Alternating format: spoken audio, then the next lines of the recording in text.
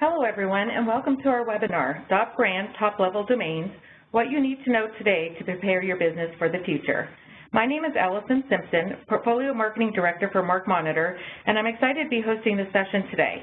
Just a few quick housekeeping items before we begin today's session.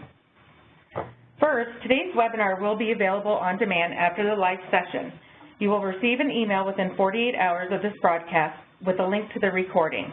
Also, at the end of our broadcast today, please take a few minutes to complete our brief survey. We'd love to hear feedback on today's program. Finally, during today's presentation, if you have a question for our presenters, please don't hesitate to ask a question via the Q&A or chat feature in the WebEx Event Center platform, accessible in the top right of the interface. We will be answering questions at the end of the session.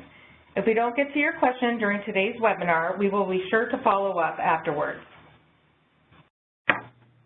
So again, I'd like to thank you for joining our webinar today, .brand Top-Level Domains, What You Need to Know Today to Prepare Your Business for the Future. Again, my name is Allison Simpson, Director of Portfolio Marketing for MarkMonitor, and I'm very excited to be joined by my colleagues, Tony Kirsch and Brian King, both of whom are joining us remotely from Panama and from Australia. So thank you to the both of you. Tony Kirsch is one of the world's foremost authorities on top-level domains and has over 10 years' experience across the domain name industry. As head of professional services and evangelist for Neustar, the world's largest registry services provider, Tony has helped hundreds of .brand owners to acquire and utilize their .brand TLD, including clients such as Microsoft, JP Chase, and Major League Baseball.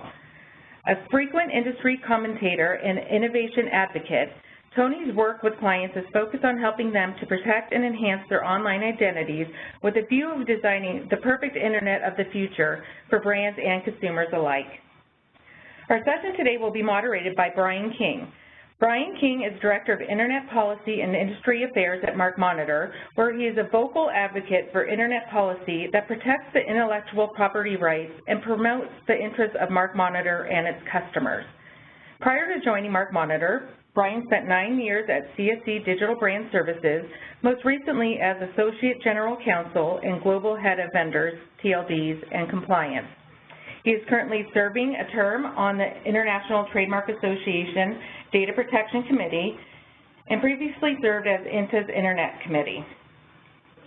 Today we will discuss new innovations and trends with .brands, defining your strategy for the next round, and what you can do now to be prepared. So without further ado, I'd like to welcome both Tony and Brian to our presentation. Thank you, Allison. This is Brian King, and it's great to be on the webinar here from ICANN 62 in Panama. We have a lot of updates coming. I'll give a shameless plug for the webinar that Stat and Hammock and I will do next week on updates from all the activity here in Panama, including round 2 of the new GTLD program. So sign up for that webinar, and we're really excited to have Tony Kirsch with us today. Tony has some great experience in this industry and in the .brand space, and has some really interesting insights to share with us about how other companies are using their .brand TLDs, and the really exciting thing is personal experience from how Neustar is using the .Neustar new GTLD. And so I'm really excited to have Tony here with us. And Tony, without further ado, why don't we kick it off? Fantastic, Brian. Thanks for having me. Thank you, Allison, for the warm introduction. I guess good morning, good evening, or good afternoon, wherever folks may be around the world. It's lovely to speak with you. As Allison and Brian mentioned, my role is to, in the majority of times, help .brand applicants.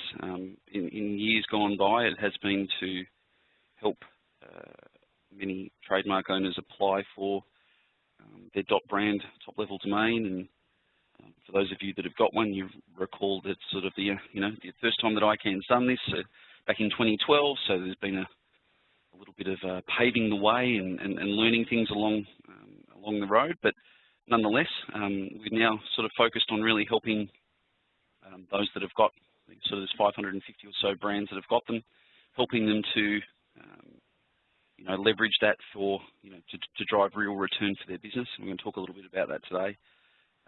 But most importantly, I guess for today's conversation is to help those that haven't got one.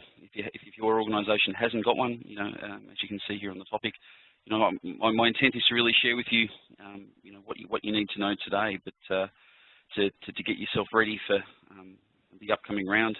It's great, Brian, that you're in Panama. You're part of that ICANN community that's talking about the subsequent round, or what they call sort of round 2, the next time that you'll be able to apply for one. So I'm going to show you some ideas today around why I think they're going to be an enormously helpful asset for your organisation to apply for in the second round. But let's go back to the start. For those that sort of haven't been part of this, I know that we've got a diverse audience on the call today. You'll hear us talk about TLDs or top-level domains. I don't necessarily assume that everyone knows what that means. So let's go back to the start. We talk about TLDs. They're really, it's just the last part after the last dot. You'll know them as things like .com, .net, .org, .info, or if you're sort of living in places generally outside, I guess, the US, you may know them as like what we call country code top-level domains. So you may know that as .uk for the United Kingdom, or .de for Germany, .jp for Japan, things like that. It's the last part after the last dot. So when you hear people talk about TLDs, that's really what it means. And as Brian and Alison mentioned, I'm very fortunate. We are Neustar. The shameless plug continues. The sort of the largest provider of registry services, we call it for that, where the back end. You can think of it as the wholesale or the infrastructure technology that makes those things work. And I'm very fortunate. I get to work with a lot of highly prominent TLDs, whether it's .club or .nyc, things like that. But importantly for today's topic, my core expertise is in helping really large, as you can see here, very large organisations to understand and unpack the power of these new TLDs when it comes to a branded term. Quick history lesson. I mentioned before about initial TLDs. Most of you will be aware that the Internet's really only been around for just over 30 years now. We feel like it's been around in our lives for the entire time, but if you cast your mind back, you realise it wasn't really that long ago that we wouldn't have been contemplating this sort of discussion. The initial part was around the first TLDs, and we had that .com boom in the 90s. We added some new TLDs in the early 2000s, .org, .info, .biz, and a few others. And pretty quickly, .com started to become very, very, very, very busy. A lot of registrations in .com. For trademark owners, that represented both an enormous range of opportunities, but of course some challenges. I'm gathering if you're on this webinar, you'll know what I mean by that.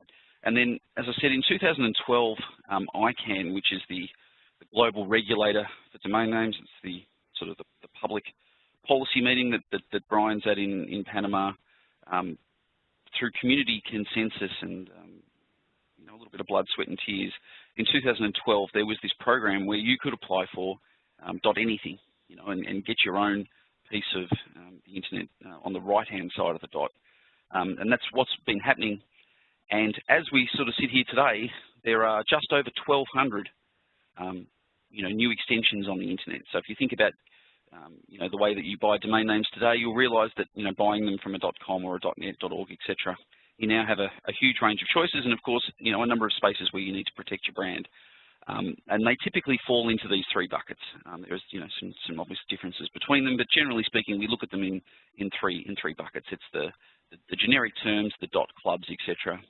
The city terms that relate to that, whether it's .nyc, .london, .paris, etc. And of course, what we're talking about today, which is the 550 organisations approximately that applied for their own trademark term.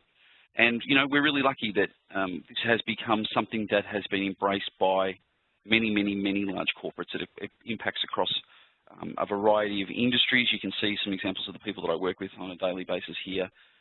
Everything from tech to retail to automotive to sporting to financial services. The list goes on and on and on. So I guess, Brian, that's a sort of a quick intro as to who's who in the zoo. Yeah, thank you for that, Tony. And that's really who's who is the way to put it. Really, the brand applicants from the first round represent a who's who list, if you will, in the industries that they do business in. And tell us, Tony, a bit about the value that these companies are looking to get from their TLD. who are some of these companies that have applied, and what value are they talking about getting from using their TLD so far? Well, it's a great question, Brian, and the reality is that I would say more than half of the people that we work with today initially applied back in 2012 as a defensive trademark protection, and that number could be even higher. Conceivably could be 70 or 80% of the people that applied didn't really apply with a proactive mindset, and that's okay. That was just the reality of the time, and I would say even less than 5% of the organisations that I work with would have had a serious game plan in place as to what they were planning on doing. So gradually the last few years have been about unpacking that value, as I referenced before, but let's sort of have a look at who's doing it and what they're doing. I said that there's approximately 550. I think that number represents something in the order of 60 to 70% of organisations that are starting to use their .brand TLD, and they're doing that in different ways. Like some are making, big deep dives, and others are, putting their toe in the water, and we'll explore that in just a second. But I think if you take that example, as I said to you before, that potentially 70 or so % of people did it defensively, and we're now in a situation where approximately 70% of people are using it. This is a pretty significant move that folks are starting to unlock the value. And I don't think that this number's something that should be sneezed at. Like 13,000 .brand domains that have been registered over those 340 TLDs today show that many of those organisations aren't just putting their toe in the water; they're doing it in big ways, and they're getting increasingly confident. We see every day a good uptick of even in the hundreds of domains that are being registered each day is within these .brand TLDs. And it's happening, as I mentioned earlier, across multiple segments. You're seeing, heavy activity in, for example, the insurance space. And as I show you the reasons why people are doing it, a lot of this is going to make a lot of sense for the audience today. You're going to see that, we're talking here about organisations that are heavily digital, that have a heavy reliance on not just driving revenue through their website, but they also have a heavy reliance on, for example, search as part of their business. And I think that the most important, if you ask me to break it down for one simple thing, why does a .brand domain name have so much power? The answer, in my view, is that it gives you an ability to get people to navigate back to your business like they used to do 10 or 15 years ago. That they will intuitively remember and trust the domains over time, and of course they'll be able to come and acquire that deeper content in one simple and memorable domain name. And that's why when you look at these things and you see these big organisations across the screen here, you'll see that these are seriously large players. These are organisations that that live and breathe each day based upon their digital presence. So I think that this is really the key. We're looking at brands that are using their top-level domain because they want to be more efficient. Now that predominantly lives in the marketing field. It's about making that advertising more effective, as I said.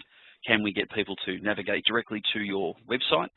And then we start to see really interesting use cases, right? We see organisations that are trying to build closer relationships with their customers to, really facilitate a more effective manner of interacting with the business. Many of the clients that we work with spend in the order of hundreds of millions of dollars, within paid search, and they're constantly looking at ways of how can we get people to navigate to us directly. I'm going to talk in a moment about security. I think it's a really important part in today's climate for organisations to understand that the .brands can provide a significant benefit for you when it comes to security. And many of the organisations that we work with, Brian, are organisations that love the simplicity of the .brand in the way that it works. There's no need to go and acquire complex domains in the aftermarket. There's no need to worry about trademark disputes and things like that. You can simply log in and create your domains in real time. You don't have to worry whether they're available or whether they're expensive. And a lot of the brands that we work with just simply love the fact that it's always there and you can just simply log in and create the domains. That's been a really key part for us. And I think, there's also some misconception that, I'd like to just very quickly address is that, there's a lot of discussion around what this means for search when it comes to SEO. I say here that it's not a dirty word. The reality is that Google have already come out and told us that search will treat any new top-level domain, whether you're building a campaign on a .luxury domain name or a .nyc domain name, or whether you're using a branded term, for example, like, you know, a .nfl. Google's algorithm will treat that new TLD just the same as it would if you were building a new site on .com. So that's a really important part for us in the industry, is to acknowledge that, you know, from Google's perspective, we're going to show some examples of what Google are doing themselves with their .google and other top-level domains. Those of you that are part of this may recall that Google applied for just over 100 top-level domains themselves, which is a great, fantastic symbol of faith in this ICANN process and, of course, the power of new TLDs. But this is a really important part for folks to know. And the second part is that we're unpacking new ways of using them. This is Matt Dorville. He's a good friend of mine. He's the head of search at Major League Baseball. We've done some content on our .brands site, which is called makeway.world. I'll sort of shamelessly plug that throughout this presentation. But, you know, Matt has some really strong views that using your .brand TLD is going to help you search. And we'll talk a little bit more about that. But, you know, this is a really important part to think about. Not using your .brand in the traditional ways. You know, there's lots of ways that we can have flexibility to be able to use this that we haven't done in the past, and that's a key point. And this is Ben McElroy, and he's the driver of top-level domains at a technical level at Google. And there's a new program that we're starting to work with Google on that they've been advocating for quite a while. It's called HSTS. It's basically a high-security zone that you can use with your .brand TLD. And indeed any other TLD if you own one, but, you know, specifically for today's conversation, there's an ability to be able to preload these things and, you know, create additional security benefit for organisations that effectively helps you to load your pages, you know, more securely and absolutely sort of, you know, guarantee to your clients that they're dealing with you via your secure site. So this is, you know, the sorts of things that we're doing with .brands that are sort of breaking the mold. We're not just thinking them as traditional domain names. We're trying to use them in different ways. We're trying to add security to them in different ways.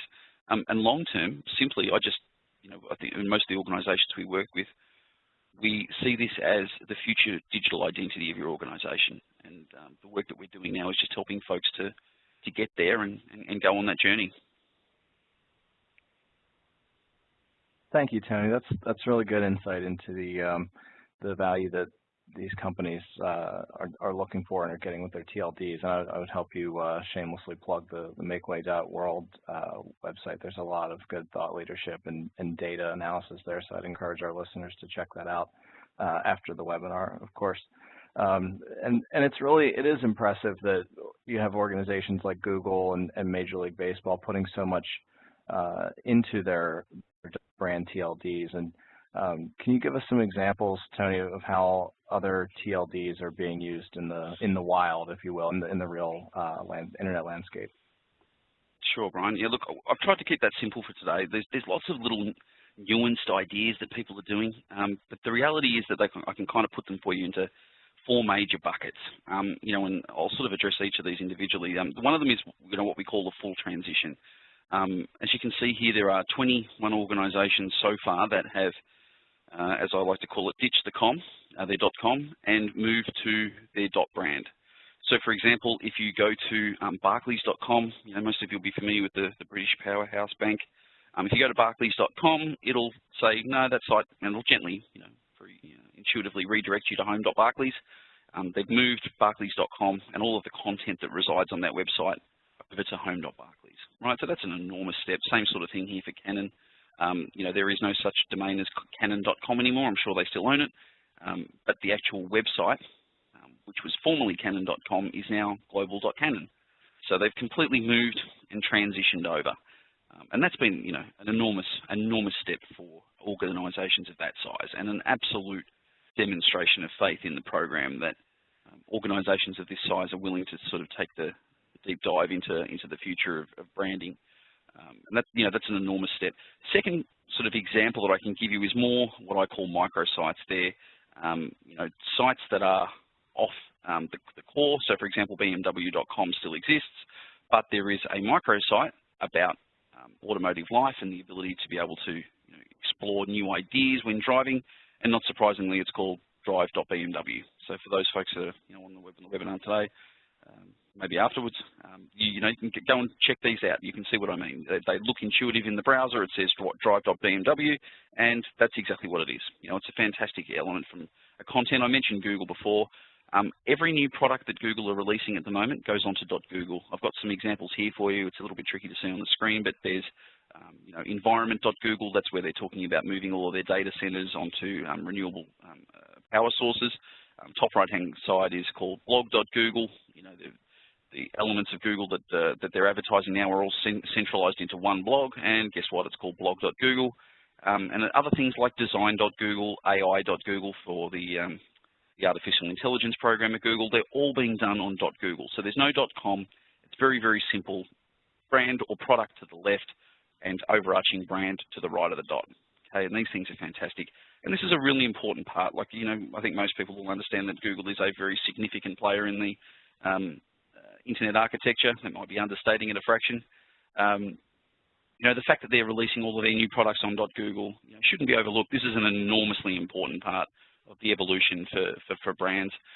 Amazon, similarly, this was the first campaign. Those of you that have been in an airport or a bus shelter or a train station or something over the last 12 months may have seen a very extensive advertising campaign by Amazon. So this is called buildon.aws. Again, there's no .com. Very simple, intuitive. The program, as you can see here, is called the Build On, and the domain 100% represents both the product and the brand. So those microsites are really important. And then we're seeing, as I mentioned with Major League Baseball, we're seeing a lot of what we call vanity or redirect URLs. Folks, you'll know that as domains where, for example, you click on something and it takes you to another site. And that used to be a bit of a dirty word, but now we're starting to see that look really important. This is what's happening at Ford, for example. This is the careers portal at Ford. They haven't moved the website, but when they're advertising that to folks, it's called careers.ford. And it's quite obvious for anyone looking at that screen to realize that the domain careers.ford seems to be far more intuitive than the long-winded one that's at the bottom of that page. Similar sort of thing for Cisco. This is cloud.cisco. It just makes advertising and the ability for customers, I mentioned that before, the ability to be able to connect from an advertising campaign and be able to get to that deeper content rather than navigating around cisco.com and trying to find this content. For consumers to be able to type or click cloud.cisco and get to this is just absolutely vital for marketers of the future. So that's a really strong part of how we're seeing .brands roll out. And then, of course, we're seeing it in social media, which, I really like this. I think this is an important part of the journey. And to sort of give you some context here, this is normally how we would, for example, if we were putting up a blog on our makeway.world site, we'd put some, subdomains underneath that to try and, put it in some folders. You can see the long URL at the top. And then over the years, we would probably use a bit.ly link and we'd shorten that down and we put that in our tweets or things like that. We started using .Neustar. I'm going to talk a little bit about that in a moment. We started to shorten that link, and now we're able to do that in a fully branded fashion. And we've seen somewhere in the order of 50% uptick from folks who are clicking on our social media data and posts, because we're showing them in the URLs that they're getting what they want. It's a link from Neustar. We're attaching it to the service that's on there. And you're starting to see organisations, for example, like Prudential. There's probably 30 or 40 of these companies that are starting to do this now. Prudential's fantastic in the space. The retailer Zara is similar. If you can see that on the screen, they're really starting to use, go.zara/stripe shirt. This is the future of how social media links and branding are going to be sort of combined. And as you mentioned, thank you for the shameless plug. I'll just do one more. This is makeway.world. It's available for anyone to use. It's all free. It's just content that we're putting out there to help folks understand what a .brand is all about, who's using them. There's a showcase there that you can see, examples, out in the wild, all of the domains that people that are using. And as you mentioned, Brian, we've put a lot of effort into the data around that. So if you go to the stats hub within makeway.world, you'll be able to research your favorite brand, see what they're doing, all the domains that they have, and see all the activity. So, yeah, I think, as you said, Brian, there's an enormous amount of momentum in this space, and not only is it the biggest brands in the world, but they're doing some really, seriously cool stuff, which I think is, important for those that haven't got one to sort of see that there are other people paving the way for you. Yeah, I think that's really cool perspective, Tony, and thank you for sharing those examples of what we've seen kind of out in the wild that some .brand registry operators have and are doing, some ways that they're using their TLDs. I think we would all love to know a bit of a look under the hood, if you will, at what Neustar is doing. So you've been hands-on with your own TLD, and we can see a lot of examples out there in the public. But give us a look at what Neustar is doing, if you could, and some insights that you've been able to achieve by using the TLD. Yeah, well, thanks, Brian. Look, it's been an interesting journey, and you know, I think that all of us had ambitions that, you know, this was just going to be something that was nice and simple, and we were going to be able to move apple.com over to .apple. But the reality is that, you know, apple.com not only has a lot of brand equity, but it also has a lot of content.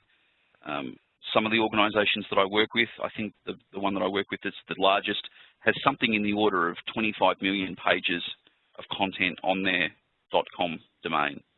So, you know, it's not as easy to just, you know, it's easy to say, but it's not as easy to do when it comes to implementing. So one of the real pleasures that I've had over the last couple of years in working with Neustar is that I got given the keys to the car, so to speak, with the .Neustar TLD, and we wanted to not just lead the way. It wasn't really about sort of trying to pioneer anything. It was more kind of along the mindset of proving to ourselves that our ideas and the concepts of what we were doing were feasible. And it also had a component of, you know, we were slow initially to use .Neustar. This is back, you know, 3 or 4 years ago. We were a little bit, you know, we put our toe in the water and we did a few campaign pages, but we hadn't completely bought into it as an organization. And I realized that if I was going to assist really large companies to make this a reality themselves, we kind of needed to do it ourselves, understand it, learn, go through it, and in particular, identify all of the challenges that other organizations were going to go on before we took them on that journey themselves. So it has been an amazing process for us. I'm very fortunate that I've got the support of our CEO and our board and you know, executive at Neustar. And the game's been there. So we run .biz. That was one of our legacy TLDs that we've had for quite some time. So our corporate domain was Neustar.biz, and we've moved that to a mindset of anything.Neustar. And as I said here on the slide, it was about giving our deeper content some identity, an ability for folks to be able to get to the things that they wanted without having to go on a journey and navigate themselves, which we've already sort of worked out. If you think about the way that we navigate the web today, very rarely do we as consumers go to the home page and then click around. You know, we're more naturally tuned to looking for a deeper link, or in particular using search to identify that deeper content. So for me, it was a game of how can we bring that deeper content to the fore and get people to be able to find it. And I'm sort of a big believer in, from a marketing perspective, about identity. Things need to have a concept, you need to be able to find them, and that's what this was all about. So the first thing we did was that we joined the organizations like Barclays and Canon that I mentioned before. We ditched the normal top-level domain and we moved to home.Neustar. Not a small project. We were in the middle of redesigning our website, and it all made sense at the time.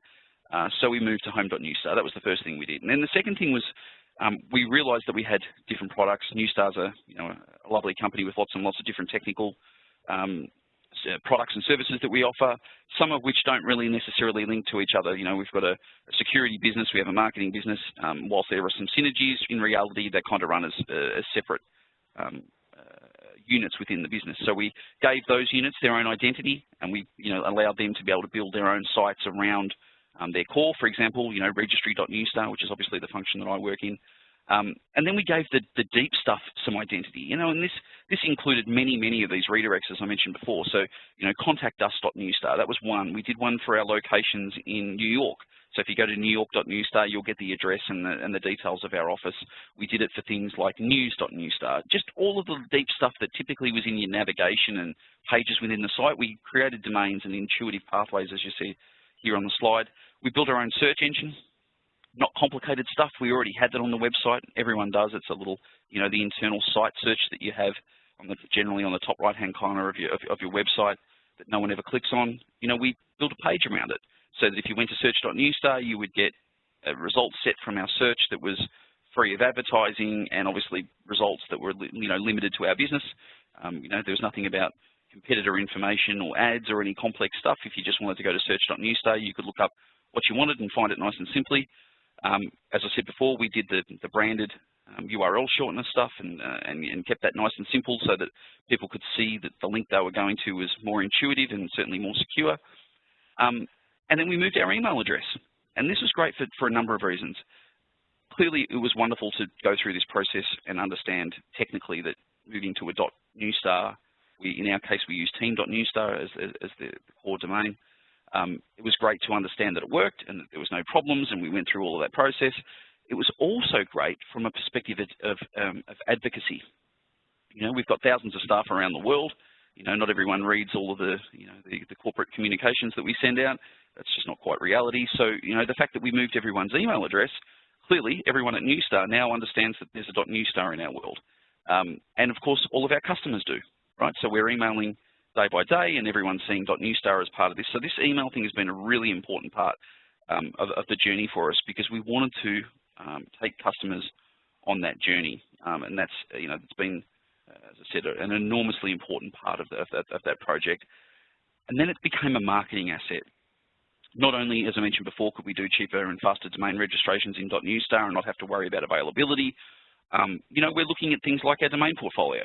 You know, we have, as most organizations have registered many domains over the past, we're looking at a situation where we want to avoid buying domains in the aftermarket at high prices. You know, if we can register in .neustar, we can do it quickly and easily. What does that mean for our brand identity? It's helped us to be sort of, you know, cost effective in doing that. And as I mentioned earlier, you know, we're really looking in a situation where, you know, search is not the place where marketers want their business. And I think most organizations are slowly waking up to this. Here's an example where you could go to a search engine, type in our brand and one of our products, and we're not at the top. And that's reality. That's the way that, you know, that those businesses are funded right now. But we don't really like that. You know, so we're going to look at situations where we can do and inspire people to come to us directly wherever possible. And that includes very simple domains like marketing.neustar. If you want to read my blog, you can go to tonykirsch.neustar. We're trying to get all of our deep stuff and bring it to the fore. And it's been wonderful for us as a business. You can see here some of the metrics. I won't go through each one. But generally speaking, we've seen an uptick in our typical web measurements. You know, people are coming to those domains more. They're staying on site longer. We're seeing more return users. And certainly, we're getting more direct traffic. This is the key part, you know, in the middle part of the top line there. The fact that we're 10% up in terms of direct traffic represents not just better leads and better business for us, it represents real cost saving. So that's an enormously important part for us. And I think that this is going to be the future of why I think .brands are so important. If you can get people to your content as quickly and easily as possible, you will not only be more efficient in the way that you drive revenue, but you will, of course, save costs in all of those other you know, ways in which you use advertising to drive your funnel. So yeah, for those folks that would like to have a look at that, here's a shameless plug for you. The domain looks and does exactly what you think it is. It's the launchguide.neustar. If you go there, you'll be able to see this entire journey of .neustar, everything that we've done, why we've done it, some of the things that have worked well, some of the things that haven't worked well. We've been really sort of open and shared all of that. You can go to launchguide.neustar. Or if you want to sort of see some of what I've been talking about today in a bit more detail, this is brandsreport.neustar. We do that twice a year. There'll be another one coming out in August. So you can feel free to connect to us via, you know, LinkedIn or come to the site at brandsreport.neustar and download your copy of the report, and you'll be able to see, you know, all of the things that we've been talking about today.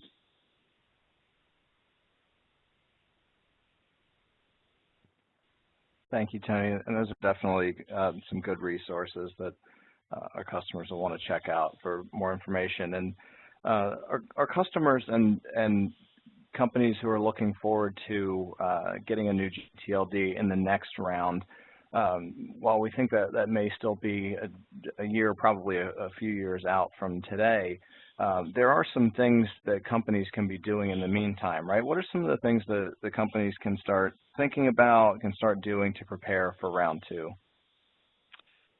Yeah, Brian, I think most organizations, if I think back to, you know, my life between, say, 2009, 10, 11, and 12, I would say that of the organisations that we worked with, probably at best 60 or 70% of them did enough work to prepare for this. The program and the idea of what's required for it to apply for a top-level domain is extremely complicated, and perhaps unnecessarily so, but nonetheless, it is what it is. So we, even back in 2012, you know, there was a period, you know, it was approximately 2 months between sort of February and April in 2012 where the application window was open, and then it closed. And even in April, we still had organisations that were ringing us and saying, hey, can you get us one of these? And we had a number of them that simply couldn't mobilise quick enough and ended up missing out. So I guess, to bring that together, the purpose of today's webinar, as you said, is to help folks to understand what they need to do. But probably the core part to this that I guess if I can impart on the listeners today is that it's not like buying a domain name. Right? And people often say to me, well, you know, what's the difference if I can get my something.com or whatever, and then I want to get a .brand? Well, you know, why is it so complicated? The answer to that lies in a couple of things. First of all, ICANN, as I mentioned before, is the overarching regulator of domain name policy, and they're the ones ultimately that allocate you the license and verify your application that we're going to talk about in a moment. Excuse me.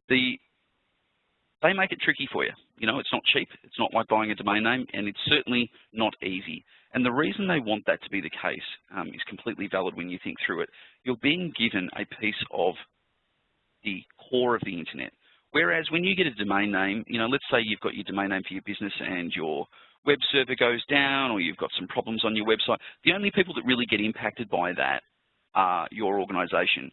Whereas if you run a top-level domain and you've got the infrastructure that plugs into the root zone, as we call it, of the internet, or the core of the internet, anyone downstream of that you impact with whether it's that you've run out of money or that your technology is not up to scratch or things like that, you're impacting others in a far more impactful way. So to give you an analogy, if a top-level domain goes down, every website in that top-level domain goes down, and every email and every other part of functionality in that thing runs down. When there is no addresses and the addresses themselves are broken, you can't find anything.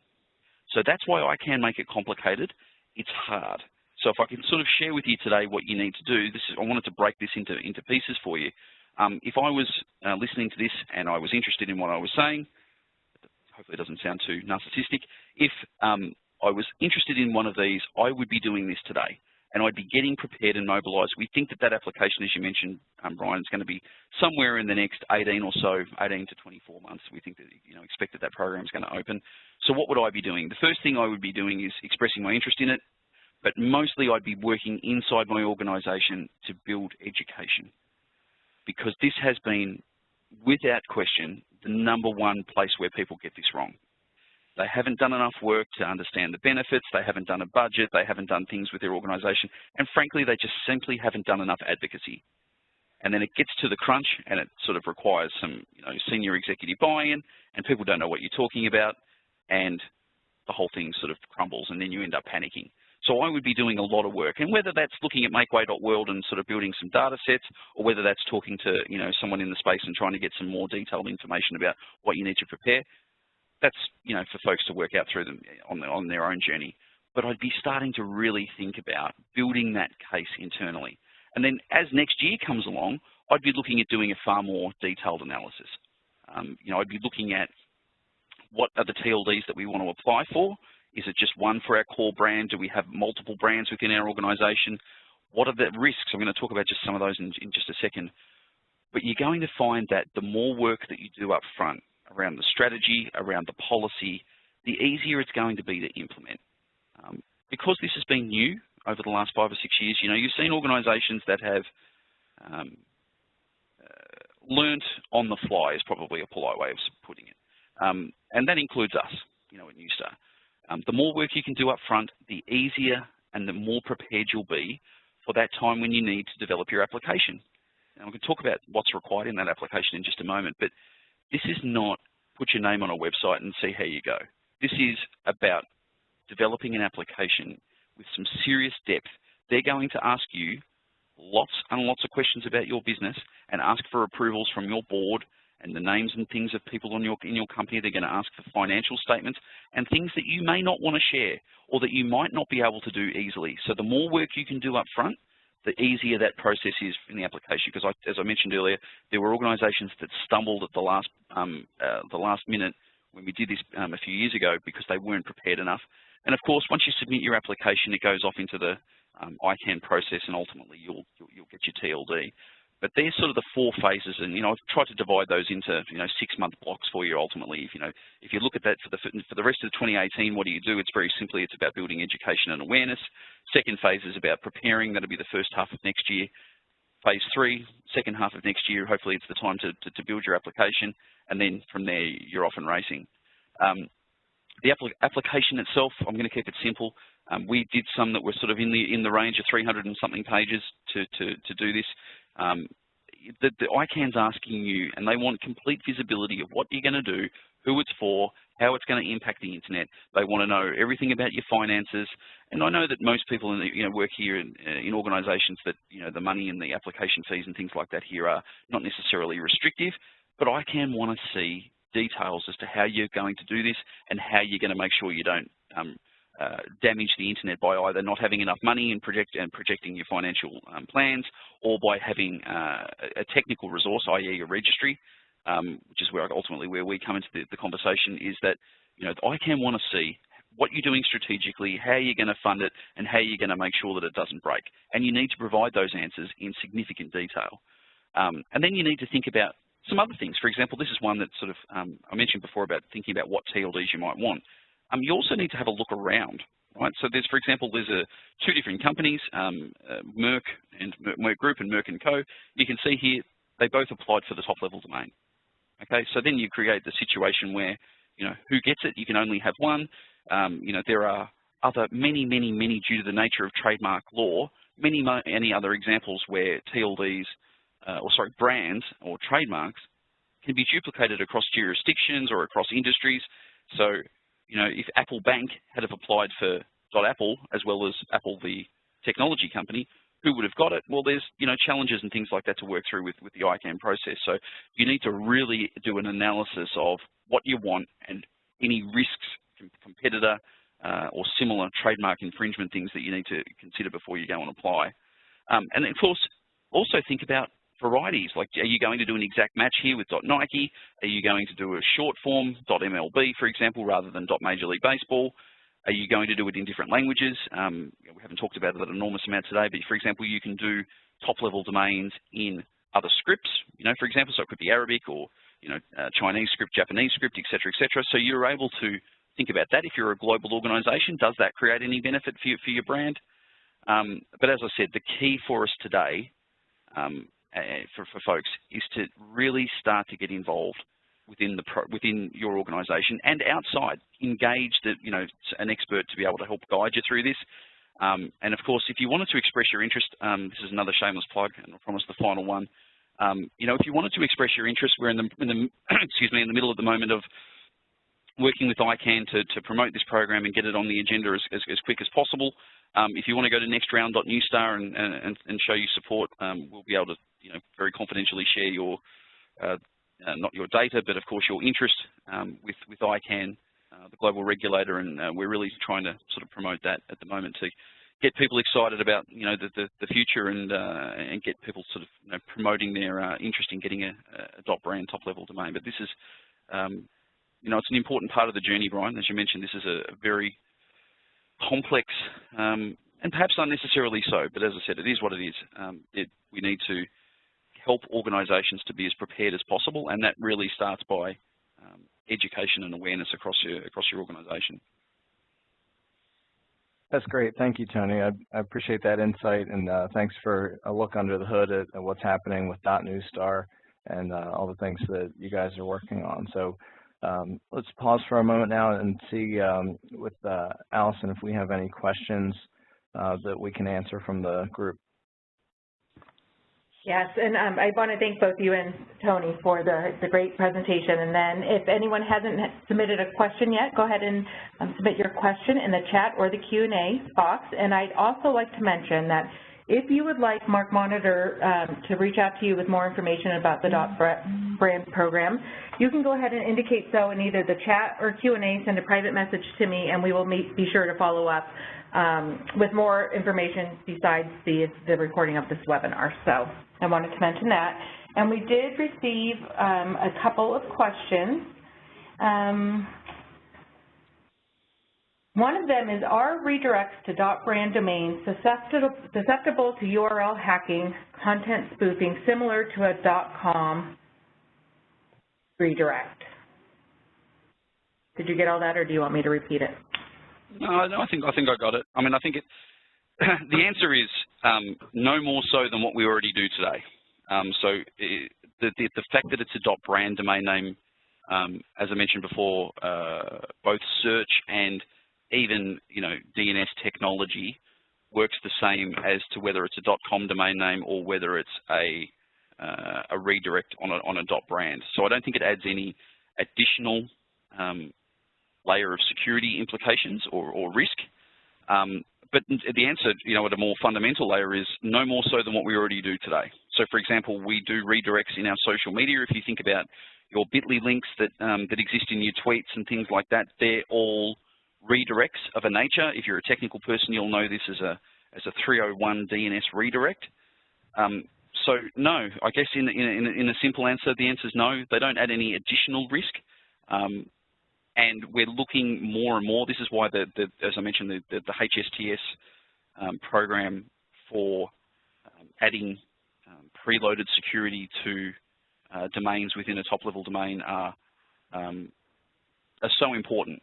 That's why you're seeing Google start to look at promoting, or perhaps if you could swing that around, you could say they're starting to penalize organizations that don't have security on their sites. You'll know that as the browser sort of sometimes having not secure written in it and things like that. But certainly .brands don't add any additional layer of risk to that. It just is a simple redirect that and follows the same sort of technology architecture as how we do things today. Yeah, that's a good point, Tony. And I would just add that I think there's a potential for decreased risk if, especially when brands do a good job of educating their customers on that. When you see our TLD in the domain name, you can know that that's us, and you can educate your customers to be smarter and to recognize that anything that is a redirect that does not contain your brand in the TLD is not you. So there's an opportunity there, not on a technical level, but on a consumer awareness level, to decrease that risk. Yeah, it's a great point, Brian. I think that as this goes along, you're going to start to see organizations, and certainly we do this now, is that, if it doesn't end in .Neustar, then it's not us, right? So that's going to be an increasing part of the brand journey. It's not a technical, I think the question was originally, perhaps I perceived it as a technical question in terms of, security issue. The other component to that is, it's still very easy, and there's not a person on this call that won't understand this. It's still very easy right now for me to infringe, or for malicious activity to exist, where we can register domains, or even things like Twitter handles that are that have the potential to cause confusion and not just squat on names, but use it maliciously. So over time, I think that we're going to see a movement that ends, that fundamentally educates consumers, that says if it doesn't end in .brand, that what you're looking at might not be us. Similar to the way that you look at the browser bar and you say, well, if it's not green, or if it doesn't have a certificate or a HTTPS, that it may not be secure. I think from a branding and marketing perspective, we're going to teach people over the next, it could be 5 to 10 years, that if it doesn't end in .brand, that it's not that particular organization. So it's a different answer to the question, but I think it's an important factor that, that this adds a layer of trust and security that, you simply can't do without a .brand. Great, thank you, Tony. Do we have any other questions in the Q&A here. We do have a couple, but you may have already addressed these. I'll just throw them out there again, so if anyone missed it during the presentation. But there was one about what would be the main advantage of owning a .brand TLD, and you may have already just addressed that, but I'll throw it out there. Yeah. You want to take a stab at the main advantage, Tony? There are several that we discussed. Yeah. Look, there is a lot, Brian. You're right. I'm going to answer this from a marketing perspective rather than a trademark or a security perspective. The internet is, as I mentioned in one of the earlier slides, just over 30 years old from a commercial perspective, right? You know, the earliest domains that were registered for companies were, around 1985, 1986. And one of the biggest challenges that I have in my day-to-day role is that marketers are really wonderful people and they're very progressive thinkers. What they can also do sometimes by default is two things. One of them is they can be a little bit, how do I say this nicely? They can be a little bit like sheep. We do things because our competitors did them. And if you think about, what we do online as companies, it's typically the same. We have websites, we have social media channels. We don't do an enormous amount that's different. We have an app, et cetera, et cetera. And the other thing that marketers can get wrong, and I don't know whether it's because they're typically, agency people and a bit younger and a bit cooler than dorky people like me, but they're typically a little bit shut off to the idea that this is, I think most people think that this has been around forever. And if you're a bit older, like me, and you've got a little bit of grey hair, you'll realise that it wasn't that long ago that we weren't doing this at all. It wasn't that long ago that we didn't have iPads and iPhones. It wasn't that long ago that we weren't building apps. It's not really that embedded technology. So one of the biggest challenges that I deal with is that many marketers think that just because we're doing it today in this way that it's going to be the way that we do things forever. So in my view, to answer the question, I'm sort of getting to the point. The number one advantage, I think, of owning a .brand is that it's yours and you have the ability to, leverage your greatest asset, which is your brand. Products come and go and people come and go in your organization and things like that. There's lots of change, but the one thing that typically outlives all of that is brand, and the ability to enforce your brand in everything that you do, and the flexibility that comes from that, the ability to register domains whenever you want, the ability to create them in volume, et cetera, do things for your customers that you've never been able to do before. There are just simply things that you can do with a .brand that you can't do without one. And as that becomes more mainstream for organizations, I can see a day, whether it's 5 years from now or 10 years from now, I'm not sure, I can see a day where if you don't have one, that you're simply inferior. It will be the standard. It will be the way in which having your brand to the right-hand side of the dot and having your own top-level domain, your entire ecosystem, is simply best practice. And relying on one domain to try and communicate what is an enormous amount of things that we do today in our online businesses just simply won't suffice. So I think the ultimate answer is flexibility and the ability to be able to control everything that you do under that one brand identity. Excellent. Thank you, Tony. I think that's all the questions that we have. So I want to thank everybody for attending today. And again, please do check out the Neustar resources. We have, we'll be posting this recording online, and certainly let us know if there's anything that MarkMonitor can do to help you either use your TLD or to get ready for round 2 of the new GTLD program. So thank you, everyone. And Allison has the question up there, and just a reminder on how to ask for more information if you want it.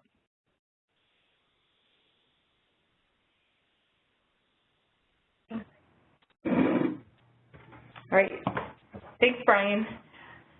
So thank you again for joining our webinar. Please take a few minutes to complete our brief survey, which will automatically appear as you exit the webinar.